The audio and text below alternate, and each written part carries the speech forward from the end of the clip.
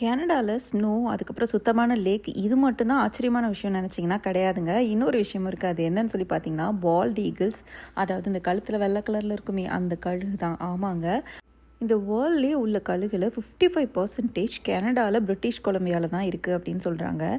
ஏன் அப்படின்னு சொல்லி கேட்டிங்கன்னா, நான் முன்ன சொன்ன 2 ஆச்சரியமான விஷயங்கள் தான் காரணம். அது என்ன அப்படின்னா, சுத்தமான காற்று, அதுக்கப்புறம் நல்ல வாழ்கிறதுக்கான சூழ்நிலை, அதுக்கப்புறம் சுத்தமான தண்ணி.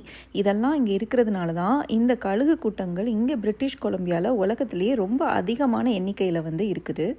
ஒரு கட்டத்தில் இந்த கழுகு கூட்டங்களே அழியிற மாதிரி ஒரு சுச்சுவேஷன் வந்திருக்கு. எப்போன்னு சொல்லி பார்த்தீங்கன்னா, இங்கே உள்ளவங்க நிறைய பேர் அவங்களோட ஃபார்ம்ஸில் வந்து பார்த்திங்கன்னா பூச்சிக்கொல்லி மருந்துகளை வந்து நிறைய யூஸ் பண்ண ஆரம்பிச்சிருக்காங்க. அதாவது பெஸ்டிசைட்ஸை வந்து நிறைய யூஸ் பண்ண ஆரம்பிச்சிருக்காங்க. அதனால் இந்த கழுகுகள் வந்து அழியக்கூடிய சூழ்நிலை போயிருக்கு. அது எப்படின்னு கேட்டிங்க அப்படின்னா, அங்கே தான் ஃபுட் செயின் வந்து பிக்சருக்குள்ளே வருது. இப்போ கழுகு வந்து ஃபிஷ்ஷை சாப்பிடுது, இல்லை பூச்சிகளை சாப்பிடுது அப்படின்னா, அந்த பூச்சிகளுக்கு மேலே இந்த பூச்சிக்கொல்லி மருந்துகள் பட்டு அந்த உணவை இது சாப்பிடும்போது, இந்த கழுகுகள் சாப்பிடும்போது, இந்த கழுகுகள் போடுற முட்டைகள் இருக்குது பார்த்திங்களா, அதோட ஓடு வந்து பார்த்திங்கன்னா ரொம்ப ஃப்ரெஜைல் ஆகிடுச்சான். நேச்சராக வந்து அது ரொம்ப ஹார்டாக இருக்கும் போல். பட் வந்து இந்த மாதிரி பெஸ்டிசைட்ஸ்னால அது ரொம்ப ஃப்ரெஜைல் ஆனதுனால கழுகு வந்து இனப்பெருக்கமே செய்ய முடியாமல், அதாவது அது ஒருவேளை முட்டை போட்டால் கூட அந்த முட்டைகள் வந்து அழிஞ்சு போகிற மாதிரி சுச்சுவேஷன் வந்து அந்த கழுகு இனமே அழியக்கூடிய சுச்சுவேஷன் வந்திருக்கு. இதை தடுக்கிறதுக்காகவே கனடியன் கவர்மெண்ட் என்ன பண்ணியிருக்காங்கன்னா, இனிமேல் பெஸ்டிசைட்ஸ் யாரும் யூஸ் பண்ணக்கூடாதுன்னு சொல்லி தடை பண்ணியிருக்காங்க.